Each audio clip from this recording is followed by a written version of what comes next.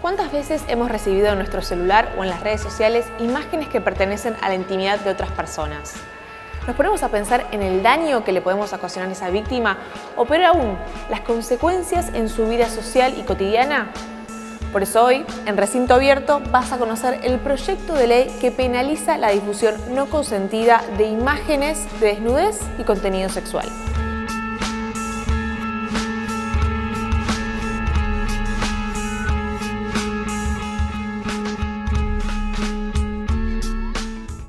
¿La pornovenganza en qué consiste? La pornovenganza yo la llamo, sería como un subtipo de algo mayor, que es la difusión de imágenes íntimas sin consentimiento. Y dentro de este grupo estaría la pornovenganza, que se da cuando en una pareja se filman, se sacan fotos y después esas imágenes o ese video en algún momento se hacen públicos. O sea que se habla de dos consentimientos. El consentimiento inicial para poder lograr y captar y tener el ok de la otra persona para poder filmarse o sacarse la foto, y después este segundo consentimiento que es para su difusión, que en la mayoría de los casos no existe. Por eso se habla que en la pornovenganza hay uno de los dos consentimientos que no se da. A partir de las nuevas tecnologías de información y comunicación, de los nuevos soportes tecnológicos, ha impactado la vida cotidiana de las personas, y prácticas que antes eran inusuales o muy poco usuales pasaron a ser de dominio en la privacidad más a la mano, por así decirlo. Resulta que en estas prácticas, muchas veces que son en un contexto de completa privacidad y de intimidad, se toman algunas imágenes que tienen que ver con contenidos sexuales, eróticos, pero están dados en un contexto de privacidad y supeditado a ese contexto en el cual se realizó. Sucede que cuando muchas veces las personas se separan, se pelean, ese material que había sido consentido en ese espacio se publica. Entonces, estuve en pareja durante 5 años, casi 5 años, con un hombre mayor que yo. Tuvimos una relación de noviazgo normal, común y corriente, y cuando me separé se hizo pasar por mí a través de una red social, y creando un perfil contactaba a hombres y les pasaba este material que habían sido producto de nuestra relación de noviazgo. Y en ese momento, esto fue 2011-2012, no tenía ni siquiera conocimiento de la población de que esto existía. La comunidad digital estaba muy fuera de los riesgos reales, ¿no? De la viralización, del uso irresponsable de las redes sociales y por sobre todo de la violencia de género online, que es una realidad acuciante, que es una realidad que vivimos todas las mujeres en mayor o menor medida. Así que me encontré con un vacío legislativo tremendo que me llevó a estar por lo menos 1 año y medio recluida, porque tampoco podía denunciarlo. En ese momento no se tomaba como si, al no existir un delito, no haber una figura penal que sancionara este tipo de conductas. ¿Qué motivos son los más frecuentes a la hora de pensar la pornovenganza? Despecho. Despecho. La mayoría de los casos por despecho, realmente. Extorsión económica. Hay de todo, pero sí, bueno, hay temas, por ejemplo, hay veces que una persona que no es una mujer se hace pasar por una mujer y, o sea, suplanta la identidad de una mujer para contactarse con potenciales víctimas hombres, ¿no? Claro. En un sitio de citas, un chat, etcétera. Y le dice en un momento a la persona, al hombre, que le muestre sus partes íntimas. Claro. Del otro lado no había una mujer y se está filmando, se está grabando todo. Entonces, después ese contenido se utiliza para extorsionar a la persona, ¿no? Que si no le da dinero, va a ser público ese contenido. Para vengarse, para humillar, para degradar, para maltratar. Otro muchas veces tiene que ver con cuestiones económicas, extorsionan para recibir algún tipo de dinero, y otros tienen que ver con extorsiones para recibir favores a cambio, por ejemplo, sexuales. Dice, bueno, si no tenés sexo conmigo, voy a difundir el video, voy a mostrar las fotos. Imagínense que la persona queda paralizada. ¿Puede existir algo más íntimo que la sexualidad?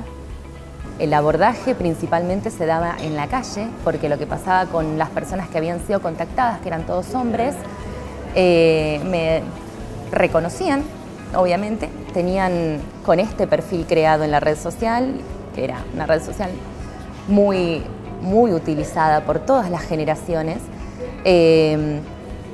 tenían un vínculo sostenido con este otro perfil, ¿no? Con un perfil apócrifo era. No tenía mi nombre, así que no había técnicamente una suplantación de identidad, pero sí lo que había era, tras un nombre ficticio, una presentación de ese perfil como si fuera yo. Y en ese curso de intercambio de chats por privado, mi agresor lo que hacía era invitar a estos hombres contactados a tener encuentros sexuales conmigo.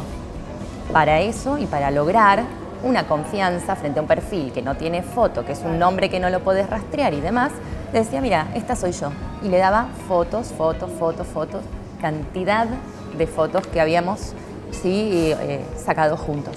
Conocían todo de mí, desde dónde vivía, quiénes eran mis amistades, quiénes eran mis hermanos, cómo estaba conformada mi familia, dónde trabajaba, a qué hora volvía y terminaba mis actividades. Estaba en una vulnerabilidad absoluta y eso hizo que finalmente, bueno, después de unos meses en que vi que esto ya era sistemático, me pusiera a ver de qué forma podía plantear una denuncia penal, cosa que terminé haciendo, pero sin la existencia de un tipo penal, ¿no? Obviamente sin una figura delictiva atrás que condenara este tipo de actos. Más del 90% de los casos las víctimas son mujeres, porque estamos en una sociedad bastante machista, entonces totalmente. Si a un hombre le pasa esto, evidentemente se lo toma de otra manera, ¿no? Y no como víctima. No, exactamente. Además hay una cuestión con la reproducción del cuerpo de la mujer. Eso te iba a hablar también con respecto a los casos de las mujeres famosas. Por eso para mí debería ser un agravante por violencia de género.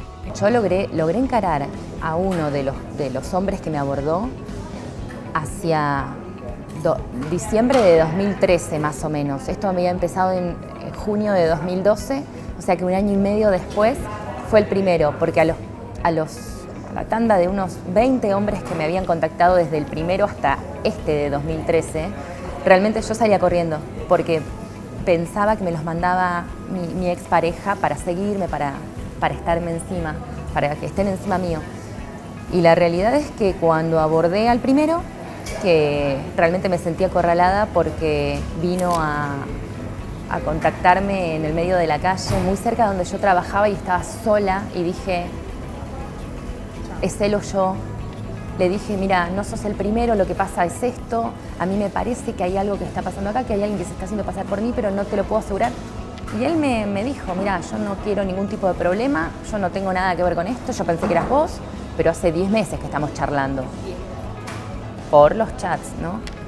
Y hay alguien que está haciéndose pasar por vos, yo no sé, pero está pasando fotos tuyas.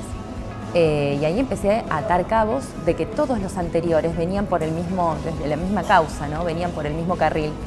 Y le dije, por favor, necesito tus datos, así voy a denunciar. Y me dijo, no cuentes conmigo. Ese es uno de los principales problemas que tenemos las víctimas de difusión no consentida de imágenes íntimas. Quienes reciben el material no están dispuestos a prestar el testimonio.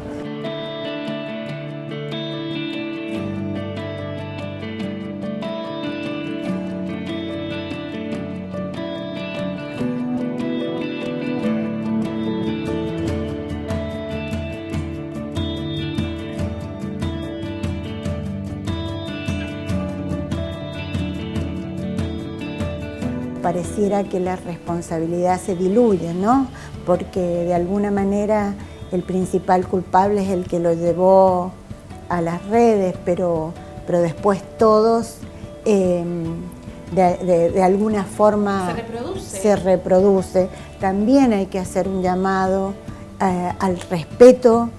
Y cuando nos llegue un contenido de este tipo, tener una actitud personal de cortar con esta cadena, ¿no? Pero esa información, ¿se puede erradicar del todo de Internet o una vez que se lanza a ese mundo? Ese es el tema. Las imágenes, los contenidos que se suben a internet son casi imposibles de erradicar por completo. Por eso hay que pensar antes de sacarte una foto, de filmarte o de escribir algo, porque bajarlo de internet es muy difícil. Vos podés dificultar la identificación o que se encuentre ese contenido, pero borrarlo del todo es bastante difícil. Podemos condenar al primer publicador o al primer, a la primer persona que difunde, que pone en conocimiento de otros, pero ¿qué hacemos con el resto? ¿Qué hacemos con el resto? La viralización es una situación que hoy es acuciante. Entonces, ¿cuál debe ser nuestro rol? Me llega, lo inhibo, corto. Por lo menos lo corto, freno la continuidad detrás de mí. Y ese tipo de pequeños actos o de pequeños rechazos a la violencia son muy significativos al final. Y vos sos lo que Google dice que sos. Claro. Hay muchas personas que ven ese contenido, esas imágenes, esos videos y realmente la imagen o la idea que tienen respecto de esa persona es totalmente diferente a la realidad. Muchas veces esa persona va a buscar un trabajo y googlean de quién se trata, no solamente va a buscar un trabajo, conoce a alguien y lo googlean a ver de qué se trata y salta esto que no ha sido fácil de sacar, que no es fácil de remover y bueno, se enfrenta a esto, por eso se desarrollan muchas fobias, el temor a salir a buscar trabajo, comenzar una nueva pareja, porque me va a ver, va a googlear y hasta acá que yo le pueda explicar qué pasó, cómo sucedió, de la perversión de esa persona. Bueno, es todo un impacto emocional difícil de soportar. Vamos a poner ese ejemplo entonces, yo sufro de porno venganza, pongámosle porque estamos hablando justamente de este proyecto, y empiezo a ver que se empiezan a difundir fotos o videos míos. ¿Qué puedo hacer yo hoy con respecto a eso? Hoy en día, sin la legislación. Sin la legislación. Y lo que podrías hacer es presentar una cautelar para que los sitios de internet, los buscadores y los sitios de noticias dejen de seguir difundiendo este contenido. En un principio eso, y después en una fase ya penal podría llegar a radicar alguna denuncia para intentar perseguir o identificar quién fue el que generó eso. Hay un derecho que tiene que ver con la intimidad, que parece una línea finita, pero hay una diferencia radical. La privacidad tiene que ver con aquellos que tienen con el ámbito más reservado, con el ámbito en que nos manejamos con nuestros afectos, familia, pero la intimidad específicamente tiene que ver con lo más interno, con eso que tiene que ver con la psicología, con lo espiritual, con eso al que nadie puede entrar sin haber sido invitado. Entonces, cuando pasa un fenómeno de este tipo, hay una invasión a esa cuestión íntima y se lesiona. Siempre va acompañado de un concomitante daño moral, pero también en muchos de estos casos, y te diría que la mayoría, terminan en un daño psíquico importante porque son generadores de trauma. Hay un testigo puntualmente que es quizás el testimonio más incisivo porque chateó mucho tiempo con este perfil, casi 1 año y pico, claramente desde la separación con mi expareja hasta que yo pude erradicar la denuncia, que comentó que lo que hacía este perfil, mi agresor, era incitarlo a que si se cruzaba conmigo me tape la boca y me viole en un ascensor puntual que es el edificio donde yo viví muchos años, que era el de mi abuela. Y cuando se dio el contacto con este hombre, porque yo finalmente un día fui a ver a mi abuela, me vio, salí corriendo porque me asusté y me dijo, tiempo después, me animé a hablar y a buscarlo para que preste testimonio porque me imaginé, y me dijo, menos mal que no te crucé antes, porque yo jugaba el juego que vos me proponías. ¿Te presentaron muchos casos en el estudio con respecto a porno venganza? Hay algunos casos muy importantes que los perjuicios que vivieron las víctimas son casi indescriptibles por el daño que les genera. Tengo casos de chicas que se han tenido que mudar porque les crearon también perfiles en sitios de búsqueda de parejas, ¿no? O de prostitución. De prostitución, han compartido públicamente los teléfonos celulares de estas chicas, se han tenido que mudar varias veces. Lo que hacía mi expareja era propiciar encuentros sexuales, pero con un tenor que era de incitarlos a que incluso si me vieran por la calle sí se me acercaran, pero había como un código implícito, que era que nadie dijera que habíamos charlado nosotros dos. Y el otro código, que después otro de los testigos también lo prestó su testimonio y lo manifestó, fue que si nos veíamos en la calle pretendiéramos los dos en un juego que no nos conocíamos. Así que hay un montón de hombres que evidentemente a mí no me terminaron abordando, pero yo no sé cuántos son. Impacta en la familia, impacta en los trabajos. Algunas personas han sido despedidas de su trabajo, como es el caso de algunas maestras que han sido elegantemente invitadas a retirarse porque se ha viralizado en el colegio alguna cuestión esta de la pornovenganza. También algunos han tenido que retirar a sus hijos del colegio, porque resulta que los chicos después sienten vergüenza de que vieron a la madre o al padre en tal situación. Por otro lado, lesiona por supuesto su autoestima, porque empiezan a ser personas que dudan permanentemente, le trae problema para relacionarse con nuevas parejas. No salí a ningún lado, corté mi círculo social, dejé de verme con todo el mundo, solamente me acompañaron mi hermana y mis dos mejores amigas que hoy son mis abogadas. Ataques de pánico, insomnio, anorexia nerviosa, lo que se les ocurra. Entonces, aparte, cada persona que se acercaba a darme una mano o a ofrecerse, yo creía que era contactada por él, porque eran en general hombres. Y decía, no, ya sé por dónde venís. Era un estado de psicosis absoluto. Así que realmente una alteración a nivel emocional y afectivo muy fuerte, muy fuerte. Todavía estoy en tratamiento con eso.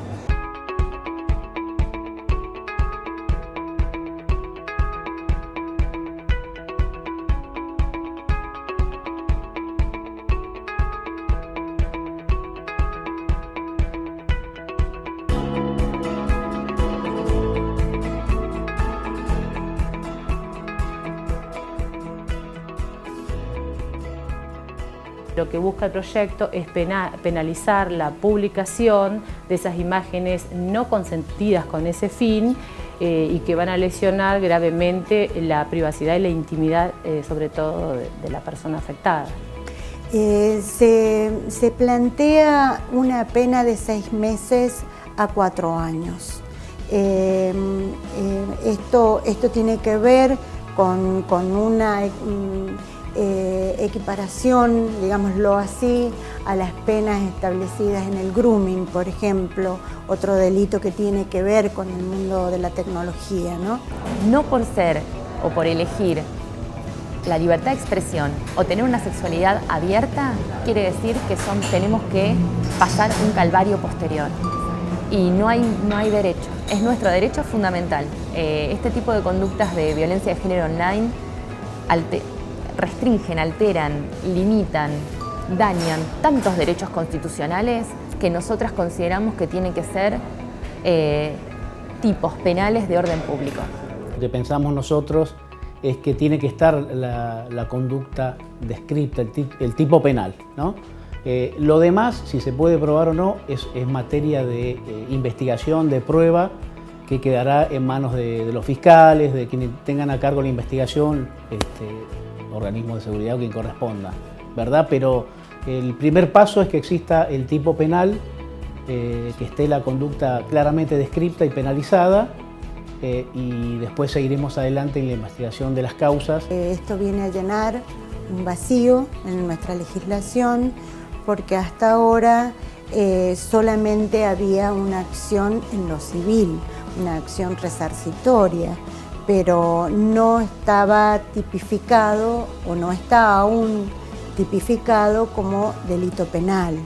Creo que es un mensaje importante a la sociedad diciendo esto es un delito y por supuesto somos conscientes de que tiene y tendrá ribetes complejos.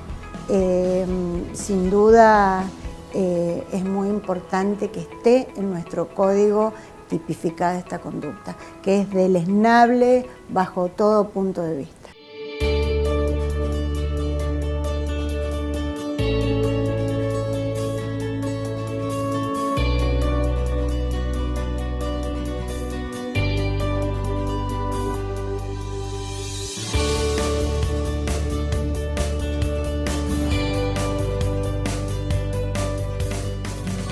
¿Vos crees que cambiaría un poco el hecho de que sea una figura penal? Es decir, bueno, yo voy a reproducir esta imagen, la voy a colgar para dañar a esta persona. ¿Crees que puede crear cierto impacto en el victimario de decir, bueno, no lo voy a hacer porque puedo ir preso? Yo creo que varias figuras relacionadas con los delitos informáticos, como la pornovenganza, como el robo de identidad también, el sexting, el ciberbullying, el grooming, etcétera, son, digamos, es genial que estén tipificadas, algunas todavía no, pero no sirve de nada una ley si no se la complementa con campañas de concientización. Porque la gente, los ciudadanos, deben saber que son delitos. Aprender a ser usuarias y usuarios responsables de las redes.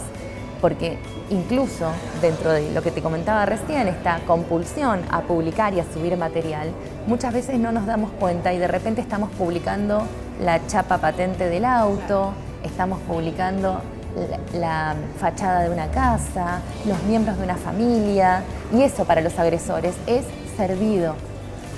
Voy a resaltar esto con la misma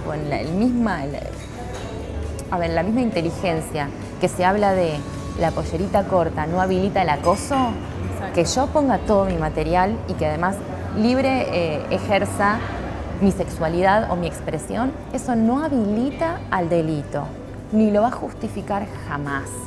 Pero sí podemos de alguna forma restringir el acceso de quienes quieran hacernos daño. Creo que no se puede simplemente poner la única pena de esto en una cuestión económica o en una acción para reparar esta actitud. La cuestión civil. Creo que sin duda el daño es más que evidente, el daño en la vida de una persona. Y creo que es una acción absolutamente que invade la intimidad, la vulnera de la manera más tremenda y por supuesto creo que era un vacío legal que es importante que el derecho argentino lo cierre y muy pronto. Para el agresor, que básicamente es un violento de género, que es un machista, de la única manera que esto se puede llegar a frenar es mostrándole poder. Y eso es algo que hablo mucho con víctimas de este tipo de delitos. El agresor frena con poder y nosotras no somos poder para el agresor. Entonces que venga un aparato atrás, hay de alguna manera, se logra, en el mejor de los casos, un freno inicial, que por lo menos es que no continúe publicando. Sería fundamental el tema de la penalización, porque la penalización lo que de alguna manera estaría enviando, más allá de que quede la letra escrita de la ley, cierta claridad y este vacío que hoy está, que describía el doctor, lo que estaría mostrando es una sanción social. Porque ¿qué pasa? Nosotros nos encontramos con personas que hasta les divierte subir esto que a otro le ha pasado. Lo toman con liviandad, cuando en realidad es una cosa devastadora y que causa muchísimo trauma y sufrimiento. Entonces, no se tomaría con tanta liviandad si hubiera una condena social. Pero como esto no está escrito en ningún lado, hay una falsa sensación de que total no está prohibido, acá no pasa nada. Entonces lo viralizan, lo reproducen y son muchas personas afectadas en la cadena. Yo desde el momento 1 en que empecé a ser víctima de esta situación, pensé, si tuviese una ley en términos amplios, ¿no? Pero si esto fuese un delito y yo tuviese una herramienta, lo primero que hago es delegar la investigación y delegar la protección al Estado. Yo creo que no solo desde el lado de la condena, también de lo que el Estado significa para cada persona, ¿no? Que debiera ser el garante del estado de la situación de bienestar o del estado de bienestar, valga la redundancia, debería ser el garante del ejercicio de nuestros derechos, debiera responder para salvaguardarnos de cualquier lesión o vejación a nuestros derechos fundamentales. Y yo lo pensaba en su momento y digo, si hubiese un delito, si esto fuese un delito, hubiese una ley, si fuese un tipo penal ya consolidado, qué corto se me habría hecho a mí este camino. Un solo hombre detenido, un solo agresor detenido, un día. Vamos a ver si el resto sigue haciéndolo con tanta impunidad. Así que la línea es esa, luchemos porque esto sea un delito y luchemos para que el acoso virtual sea un delito también. El acecho, la persecución, el hostigamiento, la humillación. Luchemos para vivir libres y para poder expresarnos libremente en Internet y en las plataformas virtuales que hoy por hoy son nuestra vida, conforman la realidad nuestra.